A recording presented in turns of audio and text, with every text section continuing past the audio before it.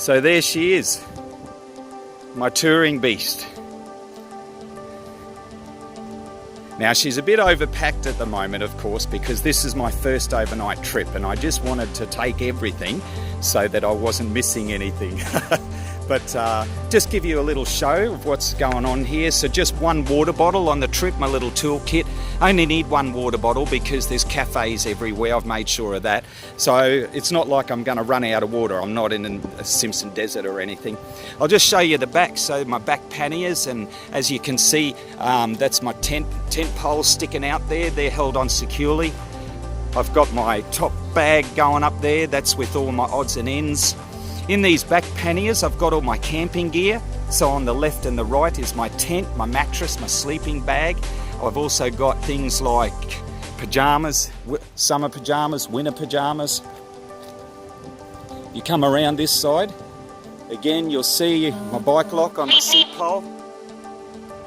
Got a little tool bag under the seat. And then my front panniers. Now the front panniers are 30 kilo panniers, just like the rear panniers, so they're the same size, carrying the same weight, but you've got to put them down low, otherwise the steering's really wobbly, crazy wobbly. You've got a little top bag, that's all my odds and ends, bits and pieces, phone, camera, wallet, all of that. You can see on my handlebars, my handlebar setup.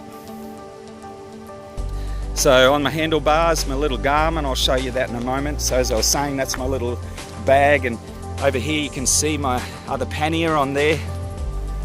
So I'm really happy with my setup. I've done about 5Ks, which is not a lot, but so far it's all going well.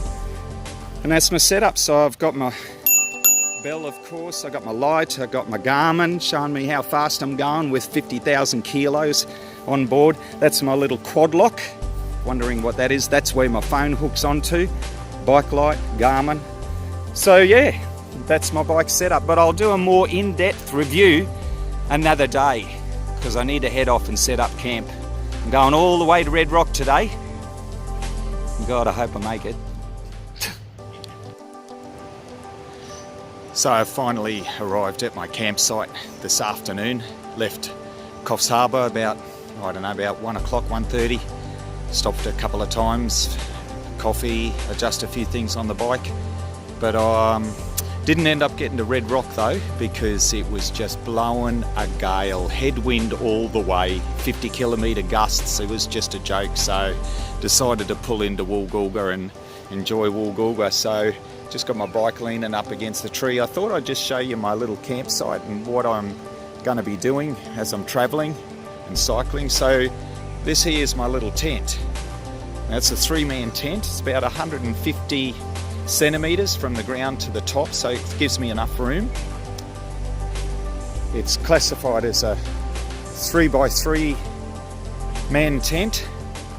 Now I've done a lot of free camping and touring on the motorbike and in different situations, and I've tried swag bags, I've tried hiking single man tents, I've tried 2-man tents, I've tried different styles, canvas, but without a doubt after 10 years of trial and error, a 3x3 man dome tent's definitely the way to go for me, and I'll show you why. As you can see, it's a 3x3 man, it's not a 3x3 metre, so there's a difference.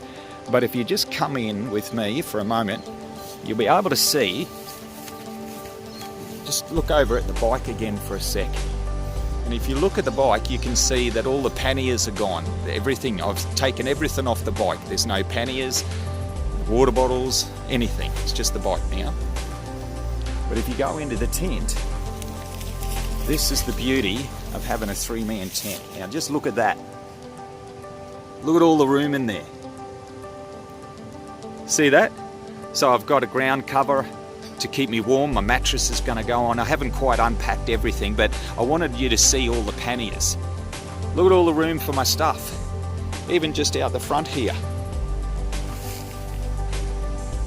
So this is under the awning. There's a little awning.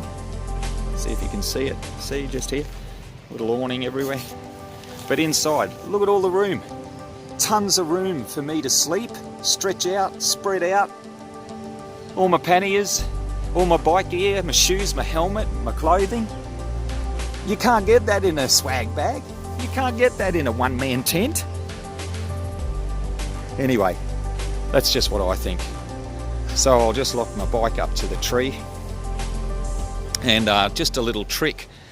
I tie a little bell to my bike. So if anyone touches my bike at night, my bell rattles and shakes like anything. So I'll know straight away someone's touching my bike.